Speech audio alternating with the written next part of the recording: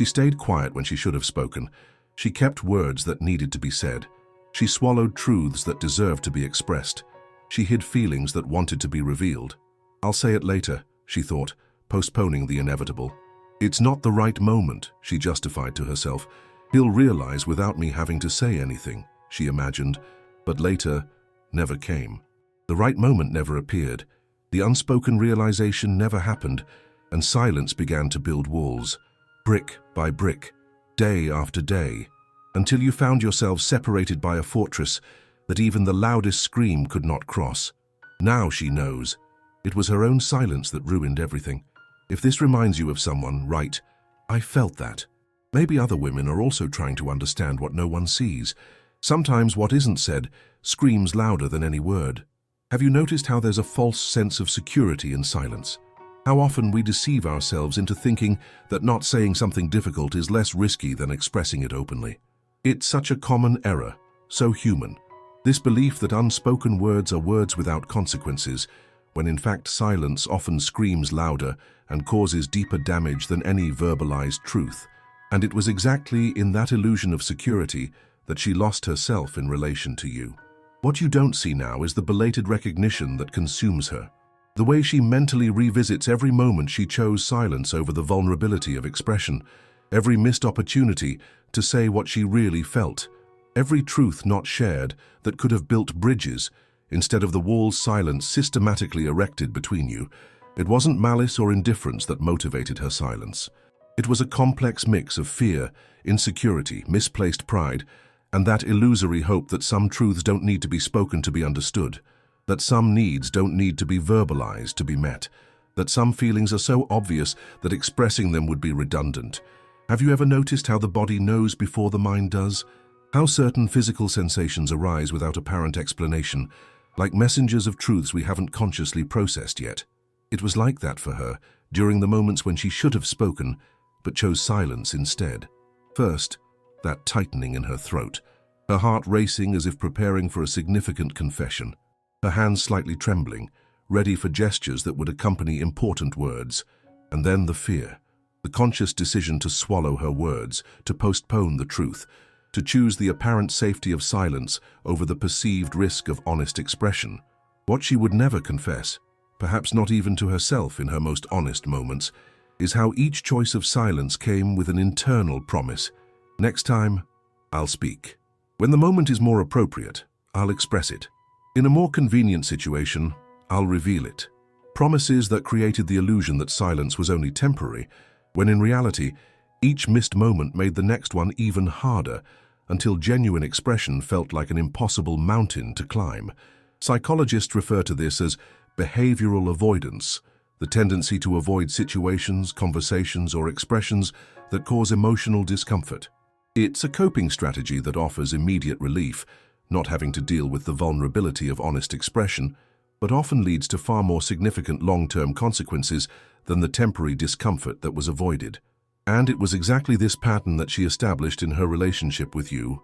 Every time she chose silence to avoid the momentary discomfort of vulnerability, she was inadvertently building a pattern of communication, or lack thereof, that would eventually become the very reason for the deterioration of what you shared. Because silence is rarely truly neutral. It's rarely just the absence of words. It is a form of communication in itself, often more powerful, more impactful, and more prone to misinterpretation than the very words that were suppressed. When she remained silent about insecurities, you interpreted it as confidence. When she was quiet about unfulfilled needs, you presumed satisfaction. When she swallowed small hurts, you assumed everything was fine. And so, unspoken word after unspoken word, you both constructed increasingly divergent versions of the reality you shared, until you were effectively living in completely separate emotional worlds, even though you were physically close. There is a particular moment of clarity that comes when we finally recognize the role our own silence played in the deterioration of something valuable.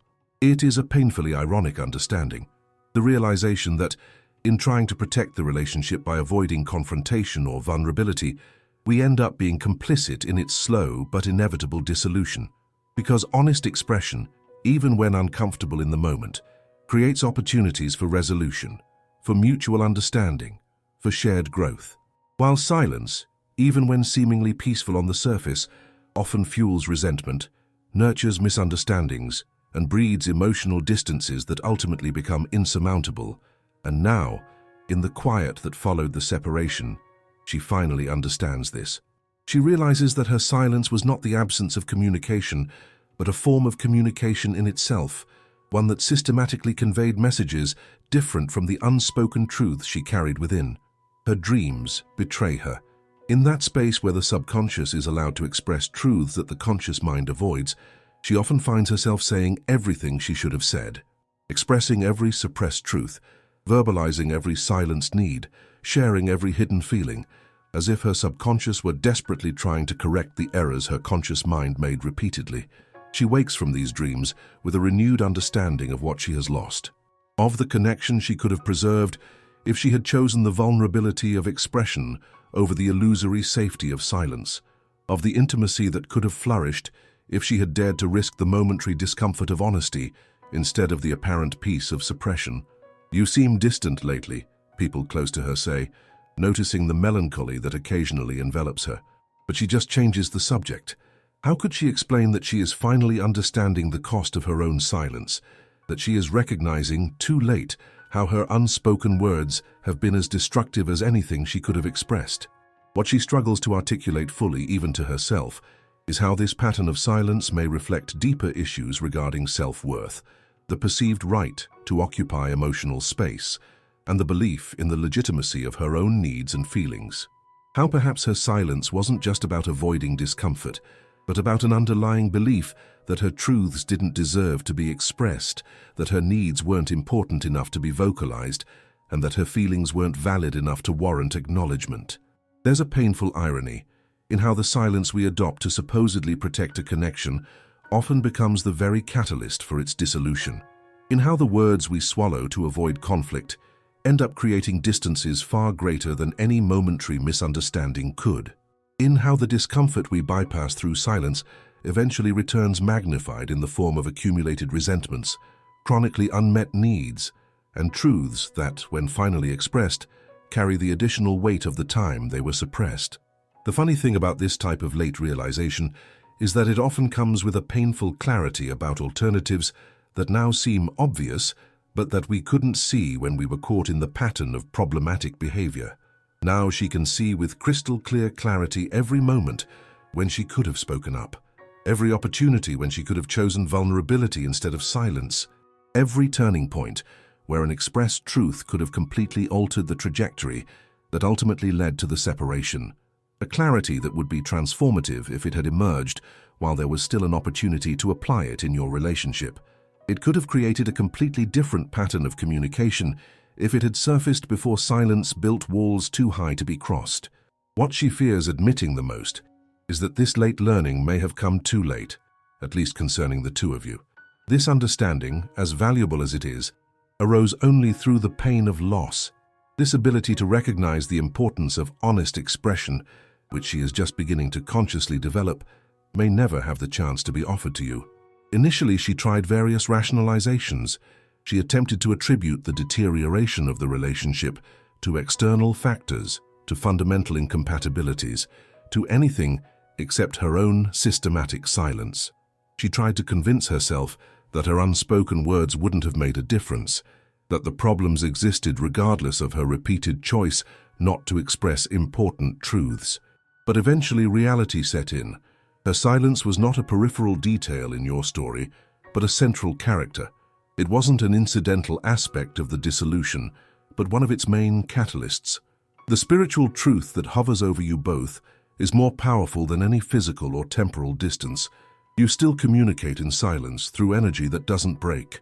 And part of this silent communication is now made up of her late recognition of the destructive role her own silence played, and the liberation you may be finding away from a dynamic where important truths remained systematically unexpressed.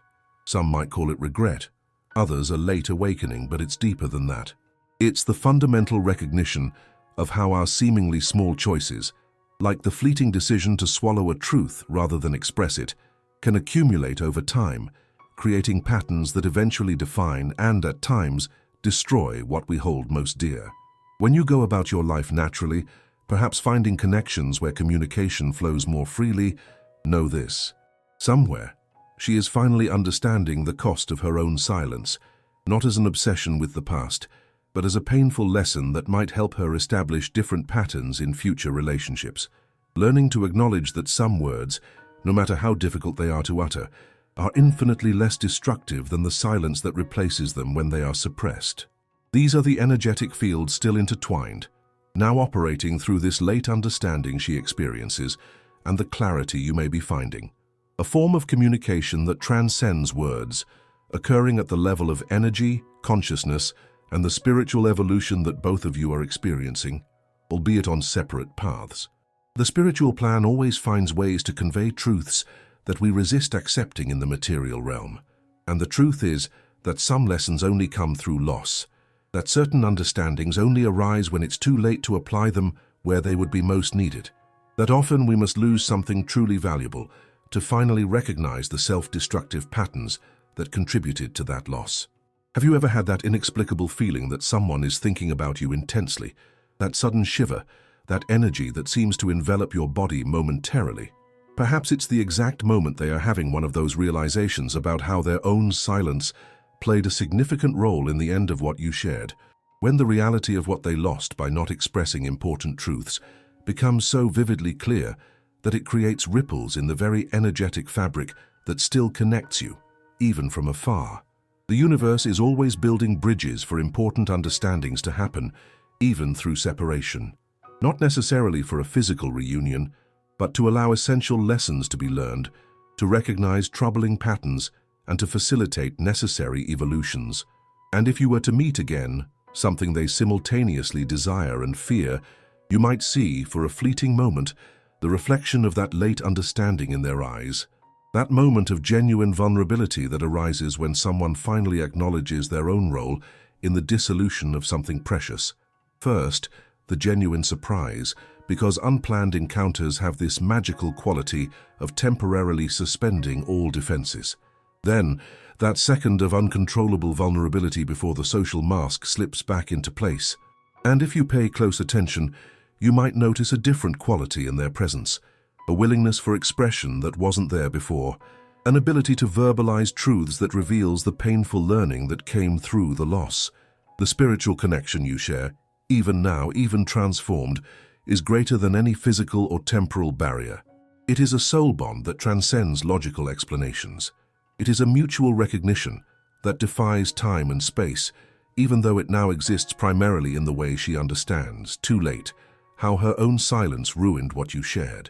If you feel this too, write, "I acknowledge this silent truth," because naming what we feel is the first step to manifesting our reality.